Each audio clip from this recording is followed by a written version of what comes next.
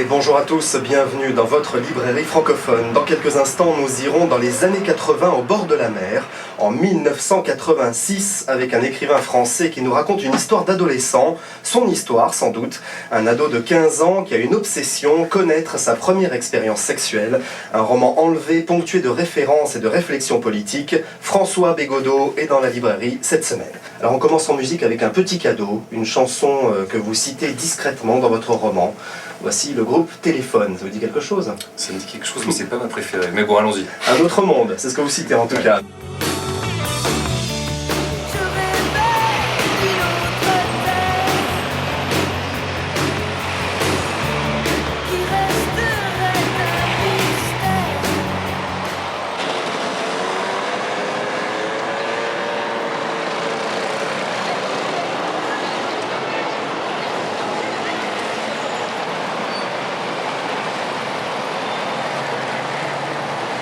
C'est hyper long ce feu quoi, c'est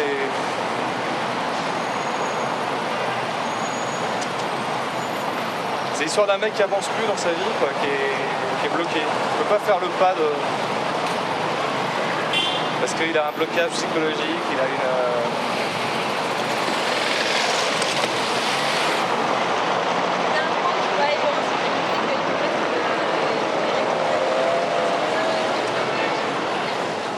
J'écris pour une raison très simple, parce que j'ai des idées d'écrire, j'ai des idées de livres et j'ai envie de les écrire. Et j'ai envie de les explorer ces idées, j'ai envie de voir ce que ça va donner. Je me dis tiens mais qu'est-ce que ça peut donner si je me mets à raconter l'été 86? Tiens mais qu'est-ce que ça donnerait si je racontais l'école au quotidien? Je suis curieux de mes possibilités, je suis curieux parce qu'en plus ce qui est génial avec l'écriture, ça tous les écrivains le savent, c'est qu'entre le livre qu'on a en tête au début et le produit fini, il se passe vraiment plein de trucs, quoi. On se découvre beaucoup plus de fantaisie qu'on ne pensait en avoir, beaucoup plus d'inventivité, peut-être beaucoup plus de talent d'écriture aussi, parfois moins, parfois on est un peu déçu par soi-même. Puis il y a autre chose, c'est un truc plus psycho, mais qui je crois n'est pas complaisant. Parce que je suis quand même pas suspect en général de complaisance sur la psychologie de l'écrivain, mais celle-là, je pense que je peux le dire, c'est un rapport au temps. Bon, moi... Je le raconte un peu dans le dernier, j'étais un enfant assez angoissé par le temps qui passe, tout ça, par la mort, par la finitude. Bon, j'ai fait partie de ces enfants qui sont un peu angoissés par ces choses-là. Je crois que c'est un certain type d'enfant. Et que ça m'est resté. C'est l'idée qu'on n'a pas le temps, que la vie est courte, que finalement on est toujours en train d'en perdre du temps. Sachant que c'est débile, hein, bien sûr, mais c'est ce que je ressens. Et que quand j'écris, j'ai l'impression de trouver le meilleur arrangement avec le temps. J'ai l'impression de bien utiliser mon temps, je vais dire un truc horrible, parce que c'est un sentiment qui n'est pas forcément très reluisant, de bien le rentabiliser. C'est triste, hein, mais je dis les choses sincèrement. C'est comme si j'avais une espèce de capital de temps, voilà, 70 ans, 80, 60, dans ces eaux-là, si tout se passe bien. Et que donc, c'est comme le type qui va à Euro Disney, il faut qu'il rentabilise sa journée. Ou le mec qui a payé un billet d'avion aller-retour pour Madrid, eh ben, il veut rentabiliser son aller-retour, alors il va bourriner pendant 5 jours pour aller voir le Prado, pour aller voir tout. Bon ben moi, assez sottement, j'en suis là. Et c'est vrai que quand j'écris, ça m'apaise un peu de ce point de vue-là, parce que là, je me dis au moins là, tu feras pas mieux comme densité. C'est ça, merci. Ah oui. Merci. Moi aussi. Ou alors c'est super collaboratif. Il y avait du monde, il y avait 35 personnes. Et puis, je ne peux pas montrer, il y avait 30 personnes. Comme elle n'est pas fausse modeste,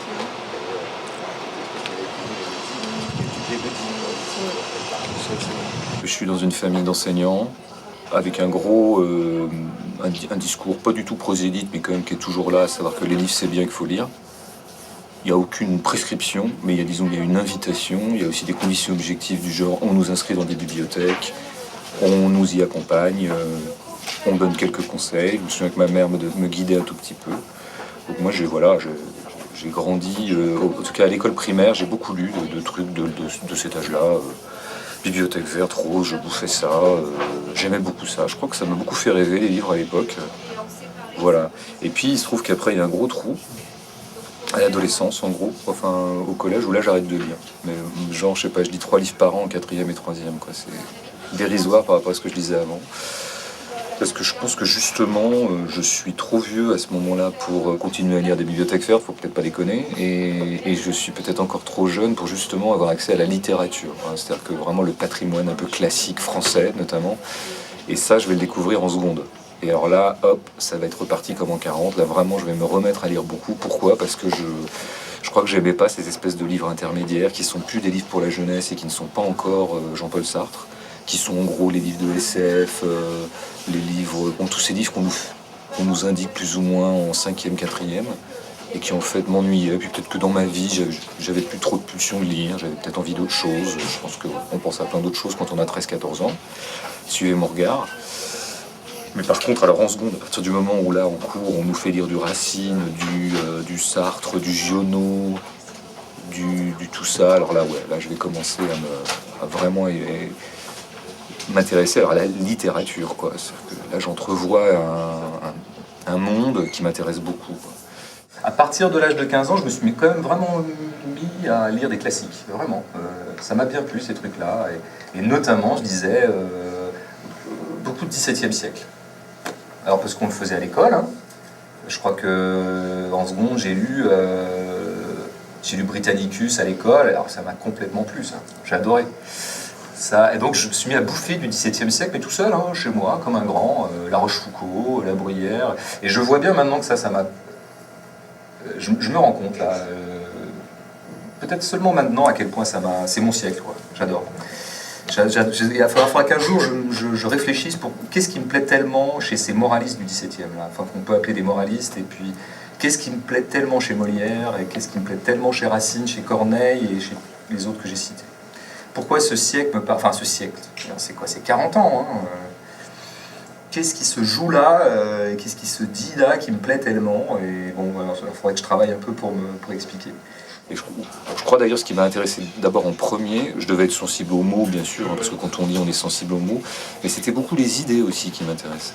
Pour moi c'était justement ce qui caractérisait les écrivains de littérature, c'est que c'était des gens qui nous disaient des trucs et qui nous invitaient à réfléchir presque philosophiquement. Donc du coup bien sûr, grosse promotion d'un type comme Sartre, ou de gens comme Pascal ou Montaigne, parce que c'est des gens qui sont à la croisée justement de la littérature et de la philosophie. J'étais très marqué par l'étranger, c'est très banal mais c'est très vrai. Ça m'a très très durablement marqué ce livre. Je dirais d'ailleurs plutôt son style d'ailleurs, que son contenu. Le passé composé. Ah, le passé composé. À un moment, parce que j'écrivais des nouvelles à l'époque pour moi-même, elles étaient toutes au passé composé.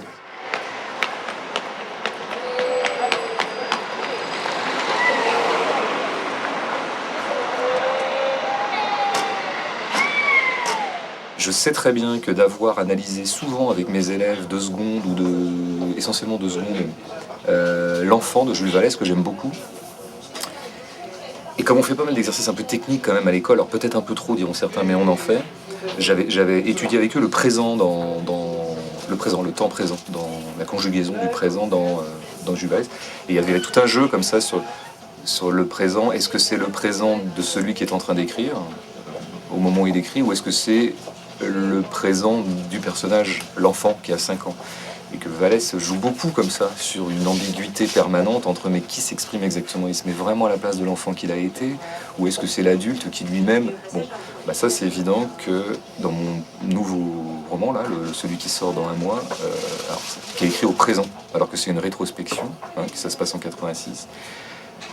Je crois que tout ce que j'ai accumulé d'observation de tous ces jeux subtils sur le présent chez Vallès, c'est évident que quelque chose rejaillit dans ce livre-là, qui est le premier livre que j'écris, qui raconte des faits passés et je les raconte au présent. C'est la première fois que je fais ça.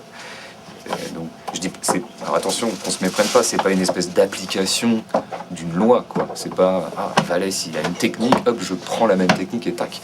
Non, c'est plutôt d'avoir étudié comment lui-même s'amusait beaucoup avec cette affaire-là, jouait beaucoup sur un truc qui est passionnant par ailleurs, c'est quand je suis en train de raconter un souvenir d'enfance est-ce que vraiment je peux arriver à ressaisir exactement comment je l'ai vécu à ce moment-là? Ou est-ce que c'est pas toujours l'adulte qui, fort de 20 ans d'expérience, relie les choses? Enfin, c'est une question fondamentale, c'est pour ça que c'est pas un jeu formel. Et enfin, voilà, c'est un exemple précis de choses comme ça qu'on observe en lisant et qui vont vont venir se déposer très naturellement sur la page quand on s'y met à son tour. Le rôle de la littérature, c'est de remettre de la question là où il y a trop de réponses. Et par rapport à cette espèce de décret que nous serions tous déterminés par une blessure de jeunesse, il me semble que la littérature, elle arrive un peu dans ce bordel et elle essaie de remettre de la confusion. Et c'était un peu le programme de ce livre, quoi. C'était de jouer sur cette espèce de cliché, de dire au lecteur, oui, j'ai une blessure et je sais la dater, et elle est en 86 et je vais te la raconter. Et puis plus on avance dans le texte, alors qu'on devrait avoir un texte comme ça, quoi, qui irait vers la blessure, et on aurait notre beau scénario psychanalytique, bien des familles, on pourrait refermer le livre, et le monde serait clair et explicable. Eh ben non, la littérature, elle n'est pas là pour dire le monde est clair et explicable, elle est là pour dire le monde est beaucoup moins clair et beaucoup moins explicable que ce qu'on pourrait croire. Il est beaucoup plus compliqué. Et que moi-même, je ne sais pas ce qui me conditionne, je ne sais pas exactement ce qui m'explique. J'ai juste une intuition, ça c'est sûr, une intuition, et c'est pour ça que j'ai fait ce livre quand même. J'ai l'intuition que qu'en 86, je ne sais pas si s'est passé quelque chose de déterminant. Ce que je crois profondément, c'est qu'en 86, c'est plié, l'affaire est pliée. Voilà. Le dossier François Bégodeau est plié. C'est que là, je dirais que depuis ces années-là, je dirais, mais ça peut être 88, hein, fondamentalement, les choses n'ont pas changé.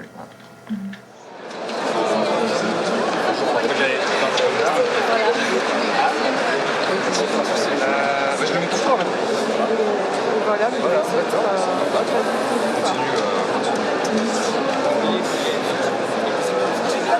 T'es sur les autres quand même. c'est un peu ça. Je ne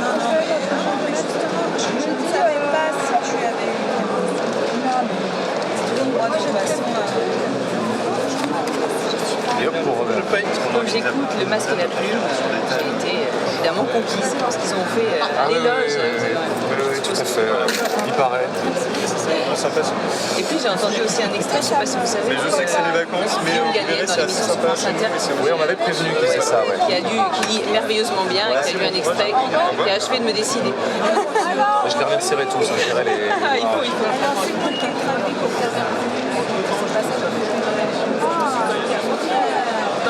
Là, quand je intéressé par les À la Karine, bon voyage en Vendée. Ça, c'est une fille, donc, une femme d'une quarantaine d'années, je crois, qui m'écrit des mails de temps en temps, on échange un peu, je ne suis pas toujours très assidu. Et ça, je pense que ça fait référence à une blague qu'elle m'a faite ou que moi j'ai faite. Mais je m'en souviens plus. Peut-être à propos de la blessure, la vraie, parce qu'on en a parlé là récemment. Donc j'ai dû dire un truc un peu bidon comme ça. J'en avais vu un chez Chan, ça me dit bien. Ça doit être une phrase, quoi, c'est une phrase de moi, ça, mais une phrase bête qu'elle elle a fait un t-shirt, c'est quand même assez fort, mais on saura jamais ce qu'il y avait derrière le B, quoi. Qu'est-ce qui est poésie? Elle va... Il y a un mot.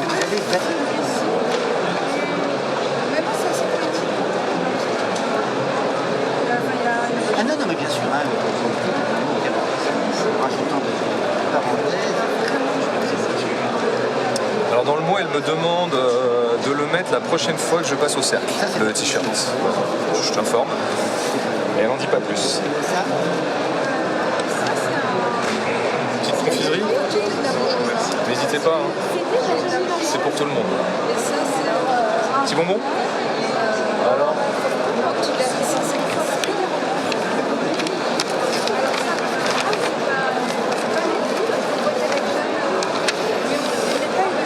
J'ai pas l'air con avec mon t-shirt.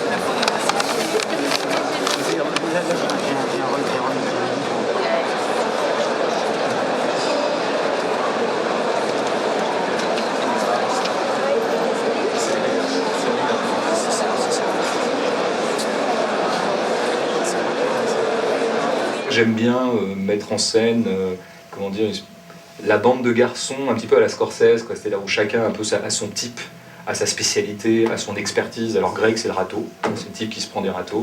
Greg Levent. Qu'on pourrait appeler plus tard Greg Levent. Il y a Cédric, lui, bon, bah, il est, voilà, en 2-3 traits comme ça, c'est toujours rigolo de peindre un personnage. Lui, il lui manque des dents, il a toujours une sucette à la bouche et il boit des bières. Et il écoute du hard rock. Et par ailleurs, il est royaliste. Parce qu'en Vendée, ça peut arriver, il y a des espèces de réminiscences ataviques, idéologiques. Donc j'aime bien comme ça peindre en très très peu de traits, croquer des personnages qui sont pour moi truculents, pittoresques. Et puis j'avais envie de rendre justice à ces types qui quand même à 15 ans me faisaient bien marrer, quoi. Mais me faisaient pas marrer malgré eux, ils me faisaient marrer parce qu'ils étaient drôles, quoi. Moi je les trouvais plus rapides que moi, je les trouvais plus avancés que moi, je les trouvais plus fluides. C'est bizarre parce que moi je venais de Nantes et eux ils étaient de Saint-Michel, a priori c'est moi qui aurais dû jouer au rancher. C'est moi qui aurais dû... Moi, je reviens de la ville et je vais vous expliquer un peu ce que c'est que d'être branché ou à la mode. Et en fait, c'était plutôt eux, quoi, qui pour moi, avaient valeur de modèle. Je trouvais qu'ils étaient... ces types avaient de la classe, quoi. Mais vous vous consoliez bien en disant que vous étiez le seul à comprendre les chansons en anglais, François Pégodeau. Comme à chaque fois qu'un intellectuel se sent un petit peu, dépossédé de ses prérogatives, il se crispe sur ce qu'il peut y avoir de plus bidon dans son savoir. Et là, en l'occurrence, le type... le narrateur n'arrête pas de rappeler qu'il a 17,1 de moyenne en anglais, ce qui est pitoyable, quoi. C'est comme le type avec qui vous discutez, et vous argumentez, et au moment où il n'a plus d'argument, il ne peut plus vous faire face, il vous dit « Oui, mais moi je suis agrégé de lettres classiques, alors ça va maintenant. » Quand c'est à l'adulte, ça passe moins bien. Mais effectivement, quand on a 15 ans, on a comme repère les notes scolaires. Ouais, mais c'est con, voilà. Il y a cette espèce de bêtise dans laquelle moi j'ai été totalement. Hein, j'ai été un premier de la classe continu, je dirais du CP à la terminale, avec cette espèce d'esprit de compétition bidon qui consistait à se glorifier du fait d'avoir la meilleure moyenne en anglais en histoire géo. Et quand j'y repense, je me dis que c'était vraiment pas ce que j'avais de mieux à cette époque.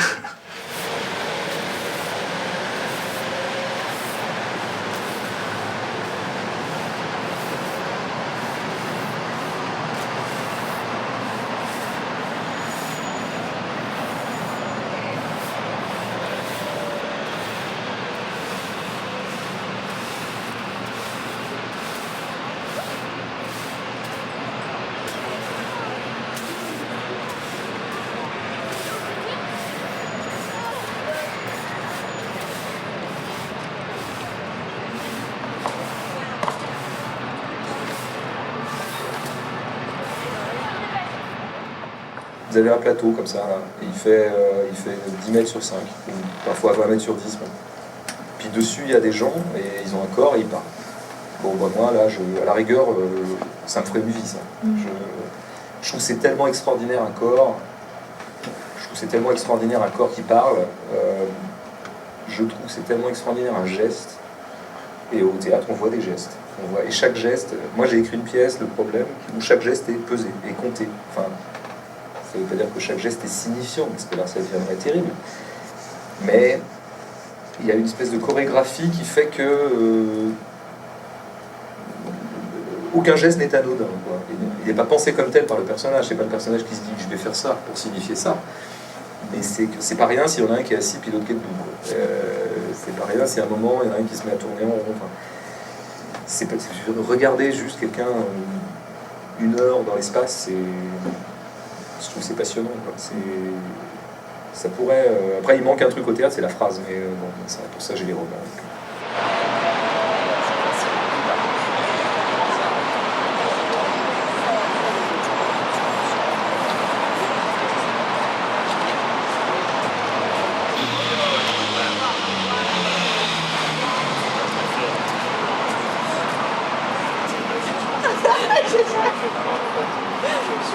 Je viens de faire ma gueule. Bonjour, tout ça là. Valérie, bonjour. Trop fort, vraiment qu'on est arrivé. Bon. Ah, voilà, là, il y a un truc, c'est confort là. Hein. Mais il y a du beau monde ce soir. Tu dormais pas? Tu dormais pas? Je me rappelle. Non, ouais, Il allait te ramener ce soir en fait. Bonjour Marion. Salut. Ça va bien? Ouais, t'es tombé dans une grille quoi. Vraiment, là, j'avais envie de parler à personne, en temps de grippe, même pas à Marion, quoi. Pour te dire l'état de la gueule. Ça va? Mais j'aurais pu te passer. Oh, mais c'est pas grave. Ah, ouais, mais la prochaine fois, Jamais j'avais été. J'ai détesté ça. J'ai failli écrire un pamphlet. Écrire des choses dégueulasses. je voulais écraser, moi. Ah oui, c'est bon pour la je crois plus en l'homme. On n'est pas Oui, voilà, mais en pire. Vachement plus atramilaire, tu vois. Attends, j'ai déjà écrasé quelqu'un.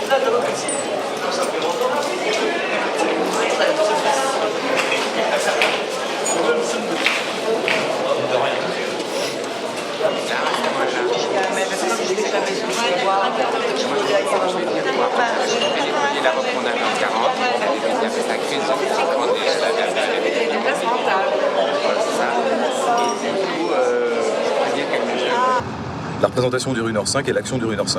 Il n'y a pas de cut, il n'y a pas d'ellipse. Il n'y a qu'une scène d'ailleurs, il n'y a qu'un acte, enfin je sais pas comment l'appeler. Ça j'aimais bien l'idée, et qu'ils soient tous les quatre toujours en scène. Une famille, papa, maman, le fils, la fille, un truc très comme ça, lambda, canonique, une famille très presque pas stéréotypée, mais la famille centrale française, quoi, bourgeoisie, parisienne, pas trop grosse bourgeoisie, mais pas moyenne non plus. Et alors après, inextricablement, il y avait quand même aussi la thématique qui était une femme arrive, elle a laissé une lettre le matin pour dire qu'elle quittait son mari et qu'elle allait rejoindre un autre homme. Elle revient le soir et elle va s'expliquer.